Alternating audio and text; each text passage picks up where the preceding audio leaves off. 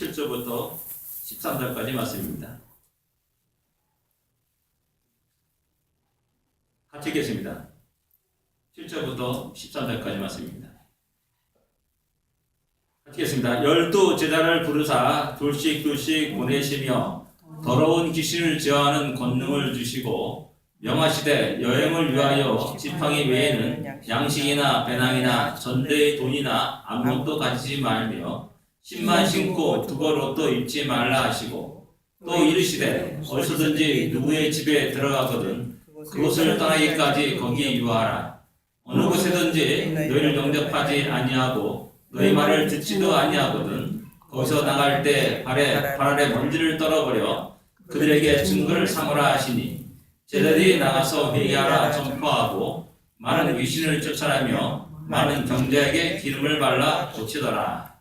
아멘. 유리자매였습니까? 생일 축하드립니다. 안 보이네. 유리자매 생일 축하합니다. 축하! 저기 들리죠? 예. 오늘 본문 우리가 잘 알고 있는 말씀입니다. 예수님이 12 제자들을 부르시고 둘씩 짝지어서 여러 마을로 보내는, 파송하는 그런 장면입니다. 근데 여기서 우리 주님은 제자들에게 좀 이상한 명령을 내리십니다. 지팡이 외에는, 또 신발 외에는 양식이나 배낭이나 돈, 두부로 가지지 말라라고 이렇게 말씀하십니다. 근데 문제는 뭐냐면은 이 명령이 오늘 내게 주어진다면, 또 우리에게 주어진다면은 우리는 어떤 마음일까 하는 겁니다. 부담스러운 마음이, 부담스럽죠? 또 어떤 사람은 더 두려운 마음도 있을 겁니다. 아무것도 가지지 말라. 이게 참 우리 마음속에 좀 큰 부담이 됩니다. 또 이런 명령들은 우리가 이해하기에는 너무나 감당하기 어려운 너무 무거운 짐이다라고 생각하기도 합니다. 그래서 어떤 사람은 신앙생활을 떠나기도 합니다. 예수 믿는 것이 참 어렵고 힘들구나. 이렇게 다 명령하고 받아들인다면은 어떤 낙으로 살아가냐라는 이런 생각도 하게 됩니다. 어떤 부자청년이 주님 앞에 왔습니다. 내가 무엇을 해야 영생을 얻으릴까라고 말하죠. 다 이거 해라 저거 해라 주님 쭉 말씀하시죠. 그리고 내가 다 지켰나이다 라고 말했을 때 주님은 그에게 뭐라 합니까? 내 있는 것을, 내 소유를 팔아서 가난한 자에게 다 나눠주고 나를 쫓으라 라고 이렇게 말씀합니다. 그 다음에 부자청년의 반응이 뭡니까? 근심하여 돌아갔더라 라고 이렇게 말씀합니다. 이 부자청년의 마음같이 이 주님의 명령은 우리에게 실질적으로 큰 부담이 되는 명령이라는 겁니다. 그런데 우리 예수님이 제자들에게 이러한 명령을 내릴 때 제자들에게 큰 부담을 주려고 이런 명령을 내리냐라는 겁니다. 신앙생활에 무거운 짐을 떠안기려고 주님께서 이런 명령을 내리냐라는 것이죠. 우리는 제일 먼저 전제 조건이 절대 주님은 그러한 목적으로 이런 명령을 내리지 않았다는 사실입니다. 그렇다면 이 주님의 명령 속에는 어떤 의미와 어떤 뜻을 가지고 있다는 사실이죠. 우리는 오늘 그 하나님, 우리 주님의 그 뜻을 한번 하나하나 살펴볼까 합니다. 제일 먼저 우리가 생각할 수 있는 것은 제자들을 둘씩 짝지어 보내는 장면입니다. 제자 12명입니다. 둘씩 짝지어 보내면은 6개 팀이 됩니다. 굉장히 많습니까? 너무나 보잘것없는 존재들이라는 겁니다. 이들이 나가서 과연 몇 마을을 돌아다닐 거냐라는 겁니다. 6개 팀이. 한번 계산해 본 적 있습니까? 계산해 봤습니다. 이들이 하루에 한 마을씩 방문한다면은 한 달이면은 안식을 빼고 그러면 한 216개 마을을 돌아다니더라라는 겁니다. 216개 정도 되는 마을을 돌아다니는 겁니다. 하루에 한 마을씩 돌아다닌다. 근데 이제 그 성경을 보니까는 한 마을에 있는 게 아니라 머물러라라는 거 볼 때 그렇지 않을 것이다라는 사실을 우리 진단할 수가 있는 겁니다. 그럼 이들이 겨우 한 달에 돌아다녀가지고 갈 수 있는 말수는 한 100개, 더 적으면 50개 정도밖에 안 되는 그런 말이라 할 수가 있습니다. 왜 이게 중요하냐면은 우리는 많은 것을 가져야 된다고 생각합니다. 또 많은 사람이 모여서 북적북적해야지만이 어떤 하나님의 크고 놀라운 일들을 행할 수 있다라고 생각합니다. 그래서 우리가 그 단계까지 이르기까지는 우리는 잠잠해야 되고 조용히 되고 좀 기다려야 된다라고 생각하는 경향들이 굉장히 많이 있습니다. 대표 이게 뭡니까?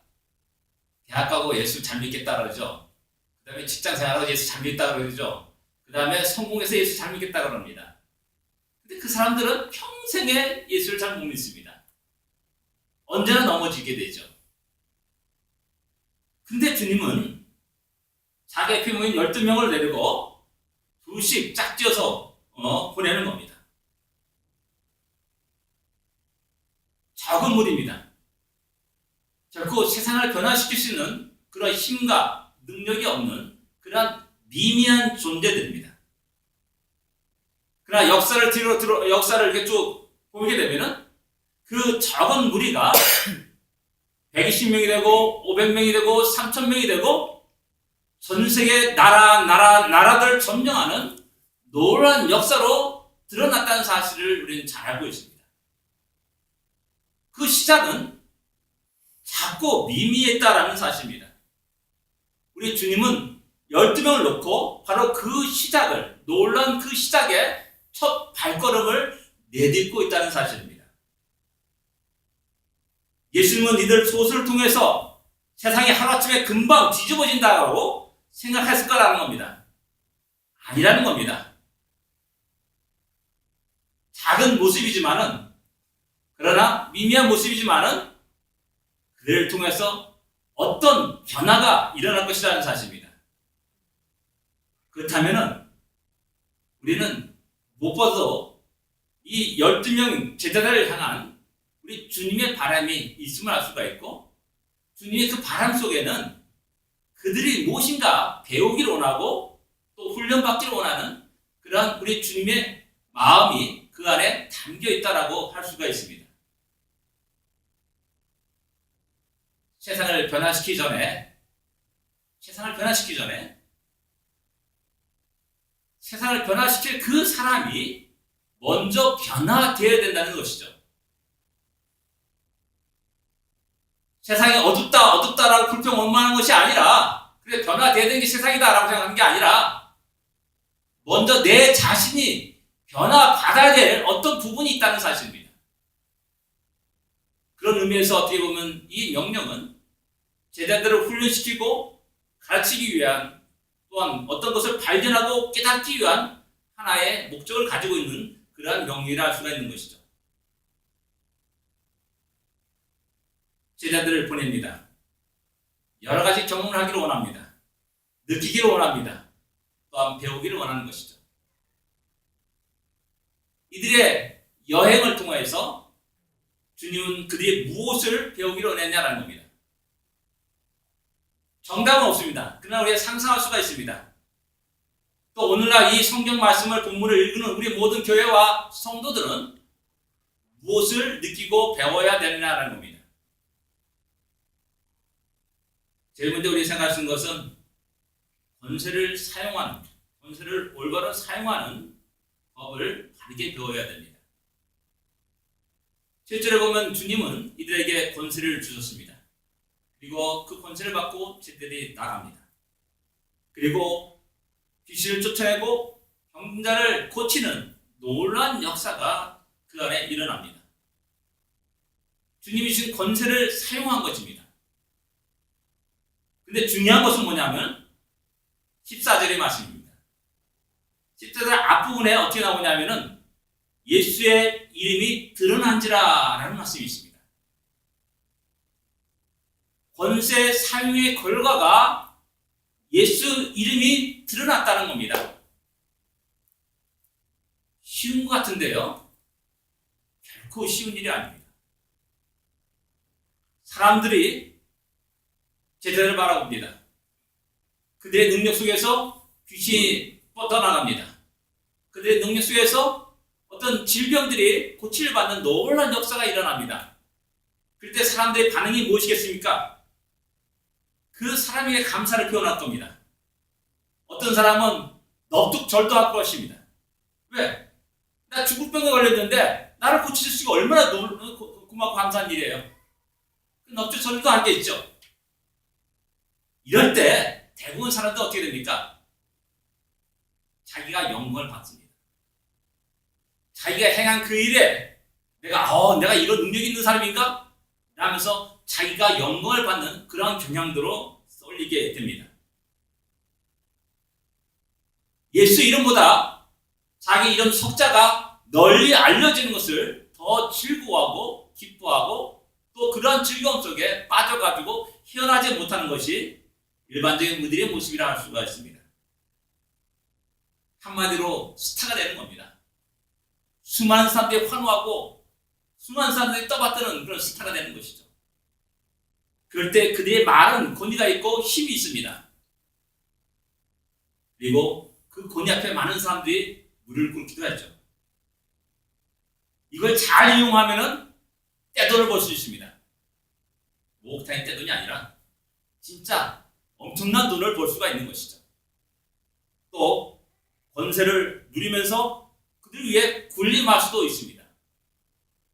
그러나 제자들은 그렇지 않았다는 사실입니다. 베드로 이름이 드러난 것이 아니라 요한의 이름이 드러난 것이 안드레의 이름이 드러난 것이 아니라 예수의 이름이 드러났다는 그 사실을 마가복음은 증거하고 있고 기록하고 있는 겁니다. 이것은 우리가 살아가면서 우리 교회가 일을 하면서 너무나 소중한 원리, 소중한 일이라 할 수 있습니다. 많은 사람들이 인기를 누리고 싶습니다. 명예를 갖고 싶습니다. 모든 사람의 이름에 내 이름이 드러나기를 원합니다. 우리 동계올림픽 때 제일 유명한 사람이 누굽니까? 영미라는 사람입니다. 영미. 만난 적도 없습니다. 그냥 너도 나도 영미 합니다. 야, 내가 이렇게 유명해졌나? 라고 생각할 겁니다. 대부분 그렇게 그런 삶을 원하고 있고 또한 그런 삶을 추구하면서 살아갑니다. 그러나 우리 크리스찬의 삶은 나의 하루하루의 삶 속에 나의 발걸음 한 걸음 속에 오직 주님의 이름이 드러나야 되고 주님이 행하신 그 놀라운 일들이 모든 사람들 입에서 흘러나와야 된다는 사실입니다. 너무나 중요한 일입니다. 이것을 잘못 사용하게 되면 자기가 영광을 받습니다. 그리고 결국 교만해서 하나님 내치심을 받는 그런 비참한 인생의 말을 걷게 되는 것입니다. 성경의 대표적인 사람이 사울왕이 아닙니다. 우리는 과연 어떤 길을 걷기를 원하십니까? 하나님께서 우리에게 인생을 주셨습니다. 시간을 주셨습니다. 우리의 인생을 통해서 누가 영광을 받기를 원하시냐 하는 겁니다. 우리에게 지혜와 지식을 주었고 또 우리에게 건강도 주셨고 우리에게 아름다운 자녀들도 주셨습니다. 또한 여러 가지 또한 기회를 하나님이 우리에게 주시기도 했습니다. 이것이 우리의 것입니까? 우리가 마음껏 우리의 욕망과 우리의 탐욕과 우리의 정욕을 위해서 사용할 것이냐라는 겁니다. 우리의 인생의 여정에 하나님 더 큰 것, 더 많은 것으로 주실 것입니다. 그럴 때 우리에게 가장 중요한 것은 이것을 가지고 어떻게 할 것이냐라는 겁니다. 누구의 영광을 위해서 이 권세를 사용할 것이냐라는 그것입니다. 우리는 진정 지혜로운 자로서 다르게 이 권세를 사용하고 그 결과 아름다운 결과로 나타나기를 우리는 힘쓰고 기대될 것입니다. 두 번째 우리가 생각할 수 있는 것은 뭐냐면 예수님 제자들로 하여금 승리를 경험하게 하신다. 이 승리를 경험하는 것은 우리 인생에 너무나 중요한 일입니다. 맨날 너도 터지고 맨날 넘어지고 그러면은 실패하고 그러면은 패배의식이 나를 짓누르게 되죠. 그리고 거기서 헤어나지 못합니다. 제가 좀 그러지 않습니까? 저는 예수 믿기 전까지 한 번도 어떤 운동 경기 가가지고 속 시원하게 이긴 것을 못 봤어요. 나는 그렇게 재수없는 사람이구나 라고 막 우리 생각했던 겁니다. 지금 뭐 그렇지 않은데 우리 지금 한국 축구가 당연히 올림픽 나가는 것으로 생각하고 있지 않습니까? 안 나가면 역적되지 않습니까? 근데 우리 시대는 어떻게 되는 줄 아세요? 야, 언제 우리 한국 축구가 월드컵에 나가느냐? 진짜 그랬었습니다. 말레이시아한테 비가 오는데 기수로 골 딱 넣어가지고 1대0으로 깨져가지고 월드컵 그 소망이 사라진 적도 있었습니다. 말레이시아 아주 잊어버리지 않습니다. 그리고 또 호주한테 2차전에 2대0으로 이기다가 2대0으로 전반전 2대0으로 이겼어요. 그럼 그것만 이기면은 우리가 월드컵 나가는 것이었습니다. 근데 웬걸 2대2로 땅 비기는 겁니다. 그래서 3차전까지 가지고 홍콩에서 깨져가지고 결국 월드컵에 못 나갔던 적도 있었습니다. 야, 우리는 언제나 월드컵에 나가느냐 그런 소망 속에 살았습니다. 우리는 안 돼, 할 수 없어, 저들 너무 강하구나 이런 생각이 그 당시에 우리 한국 축구에 와 있었습니다. 어느 날 나갔던 겁니다. 그 여전히 깨집니다. 야, 언제 우리 한 1승을 하느냐라는 그런 마음으로 또 오랫동안 살게 되었죠. 그러나 2002년 히트 감독에 의해서 3까지 올라가는 겁니다.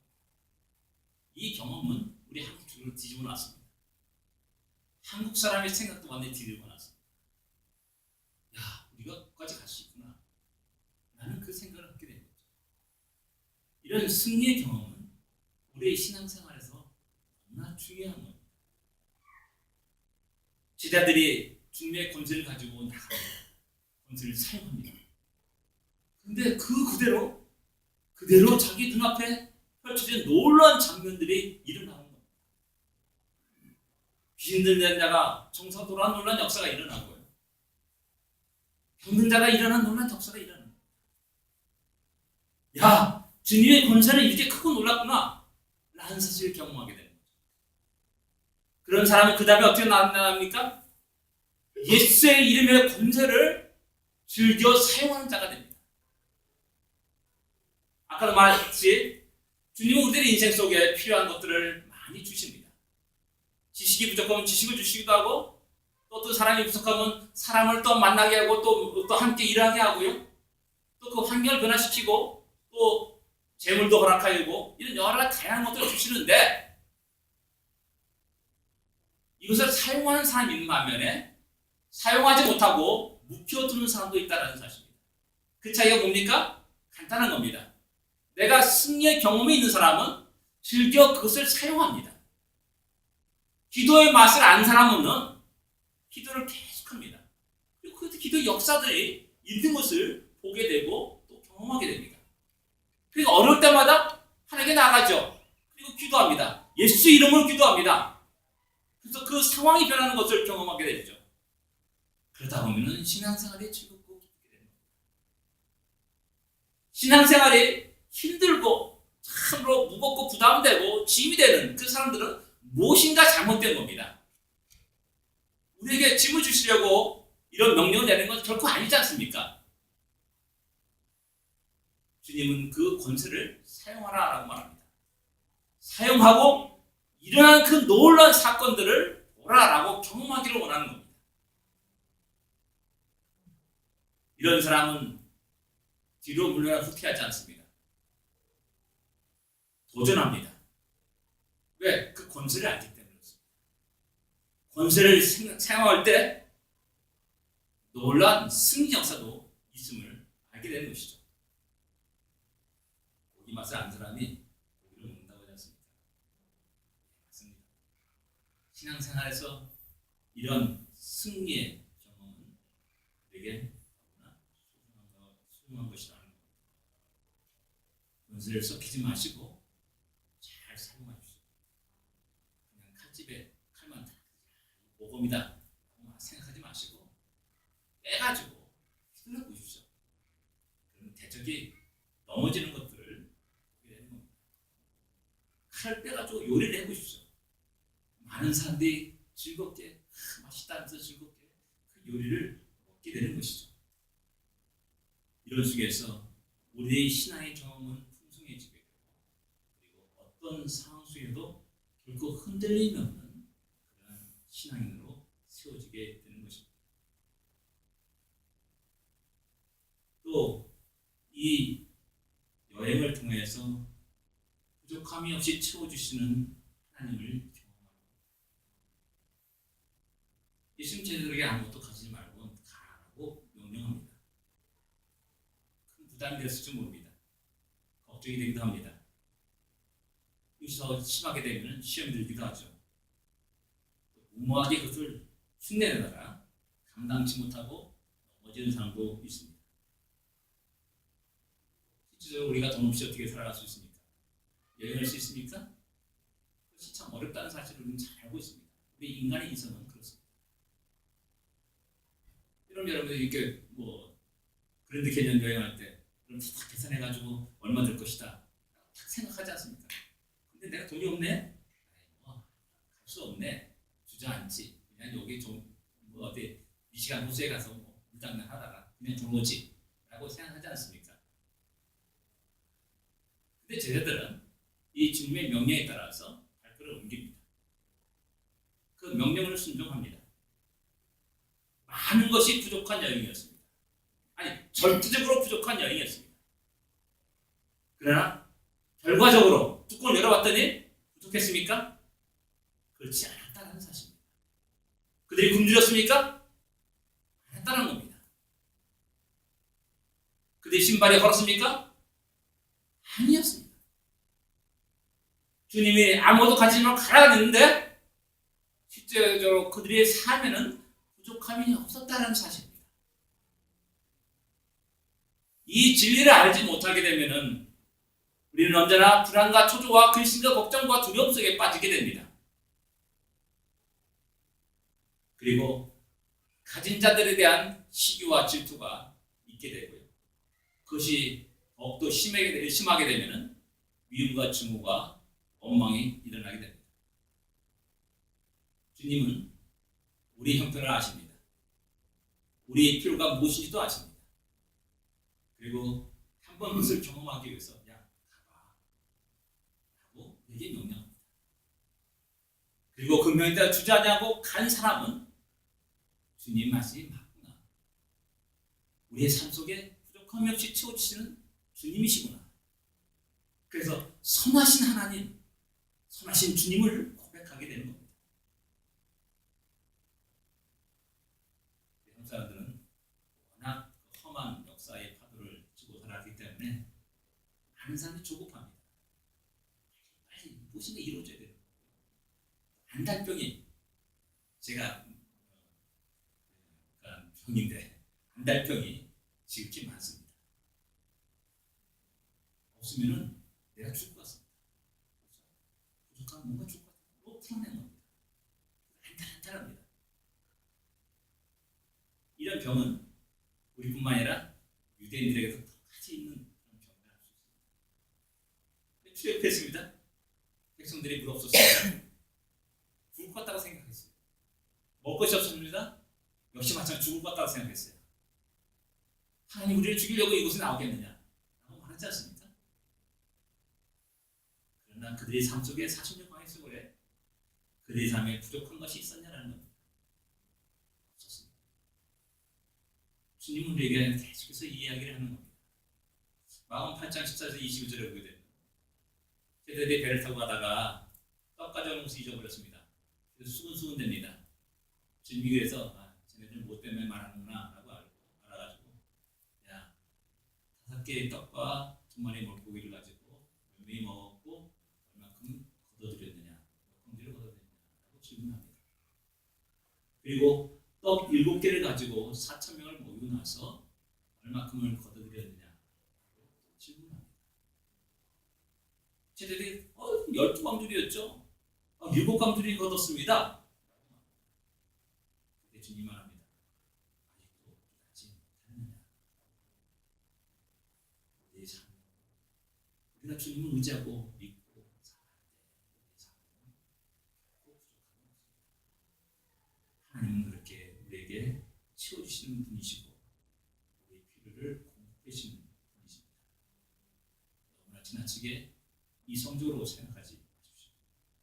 믿음으로 기도하십시오. 믿음의 소망을 가지고 나아가십시오.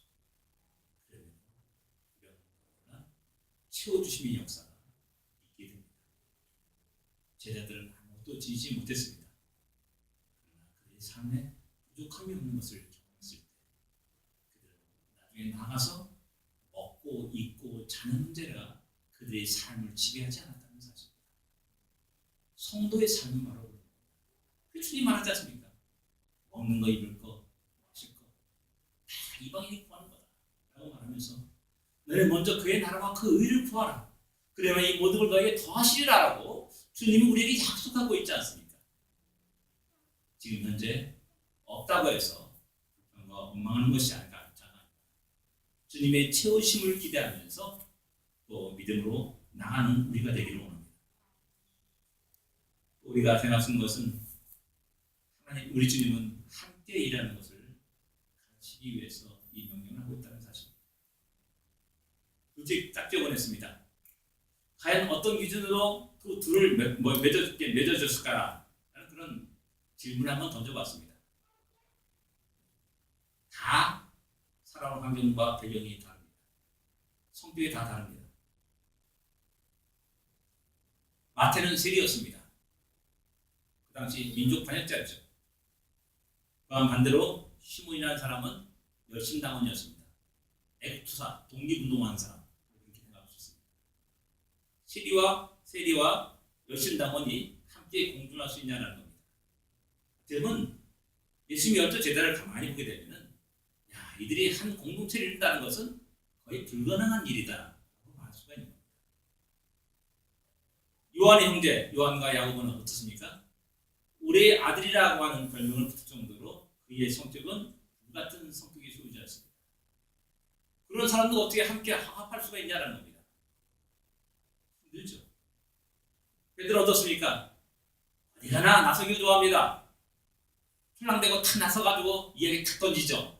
주님이 칭찬받을 때도 있고 주님이 사탄아 물러가라 라고 이렇게 핀잔을 받을 때도 있음을 우리는 잘 알고 있습니다. 이런 사람들이 나가게 되면 꼭 누가 위냐 밑이냐, 누가 공이 크냐 적냐 이런 말로 늘 다툼이 일어나게 됩니다. 빌립은 어떻습니까? 그는 유대식의 이름이 아니라 헬라식 이름입니다.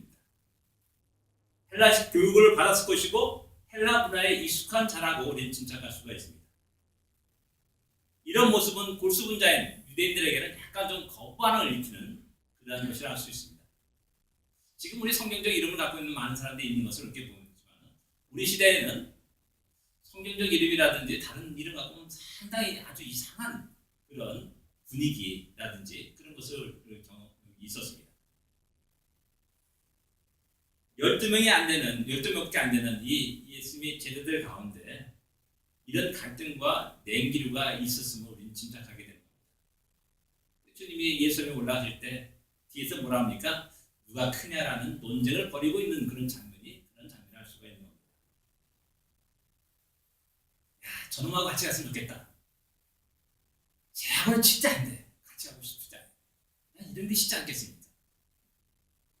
이런 모든 것들은 무엇인가 공동체가 바르게 서지 못하는 또 갈등과 또한 문제를 야기시킬 수 있는 그런 것이라 할 수 있습니다. 이러한 모습을 알고 주님은 짝지어 보내십니다. 서로가 서로를 배우고 서로에게 서로를 의지하고 함께 일하는 것을 가르쳐 주십니다. 부부간의 관계도 똑같습니다. 외주 같은 놈 이렇게 말할 수 있는 사람이 있지 않습니까? 그러나 왜 인생 속에 저 사람을 만나겠는가? 나의 인생 속에 왜 이 사람을 나의 동반자로 만나겠는가? 나는 그 하나님의 뜻을 생각하게 되면 감사하게 되고 우리가 배워야 할 것이 많은 겁니다. 저의 인생을 통해서 배울 게 많은 겁니다. 또 나의 인생이 저에게 또 많은 영향을 줄 수 있는 그런 것이라는 수가 있는 겁니다. 제 아내와 저는 반대되는 성격입니다. 우리 아내는 저질러고 와요. 일단 어떤 일을 저질러고 와요. 저는 그게 너무나 힘든 겁니다. 저는 굉장히 치밀한 그런 성격인데 완벽주의자였습니다. 이게 감당이 안 되는 겁니다. 근데요, 제 아내가 없었으면 저는 미국도 올 수가 없었어요. 저질러 갔거든요. 저질러 가서 끄집어 겁니다. 그 속에 하나님의 뜻과 계획을 발견하게 되는 거죠. 이런 겁니다. 하나님은 서로를 만나게 하는 뜻이 있고요. 한 공간에서, 한 가정 안에서 어떤 일을 하도록 한 그 뜻이 있다는 사실을 우리 인정해야 되고, 그 은혜를 일찍 발견한 사람은 감사할 수가 있습니다. 그걸 모르는 사람은 맨날 저놈 때문에 하면서 불평과 원망 속에서 그 인생을 시간을 보내게 됩니다. 안타까운 일이죠. 이 여행을 통해서 우리 주님은 둘이 함께 하나님이 그 거룩한 일을 어떻게 행할 것인가, 이룰 것인가, 그런 것들을 배워가기를 원했다는 것입니다. 그럴 수 있어 상대의 새로운 것들을 발견하게 됩니다. 재능도 발견하게 되고요, 성격도 새롭게 발견하게 되고요, 그의 어떤 장점도 발견하게 되고요, 또 그 단점을 내가 메워야 되겠다는 그런 마음도 일어나게 된다는 겁니다. 경쟁할 상대가 아니라 함께 손을 잡고 함께 하나님의 일을 위해서 애써야 될 신앙의 공집을 깨달아야 됩니다. 부부간의 관계가 있었고, 우리 여기 모인 주의 사랑하는 백성들의 것이 되어야 됩니다. 이럴 때 우리 신앙의 하나님께 영광을 드릴 수 있게 됩니다. 우리 가정이 편하게 원하고, 또 우리 시원장